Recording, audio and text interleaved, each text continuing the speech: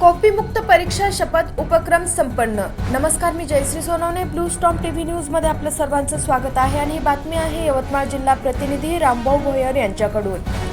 अनुदानित आश्रमशाळा सावरखेड, तालुका राळेगाव, जिल्हा यवतमाळ येथे 20 जानेवारी 2026 रोजी वर्ग 10वी व 12वीच्या विद्यार्थ्यांना परीक्षेत कॉपी करणार नाही अशी सामूहिक शपथ देण्यात आली। सदरील अनुदानित आश्रमशाळा सावरखेड येथे 10वी व 12वीच्या परीक्षा केंद्र असून फेब्रुवारी-मार्च 2026 ची परीक्षा संपूर्णतः कॉपी मुक्त झाली पाहिजे हा उद्देश ठरवून मंडळांनी ठरवून दिलेल्या निर्देशनानुसार शाळेत कॉपी मुक्त परीक्षा शपथ उपक्रम संपन्न करण्यात आला।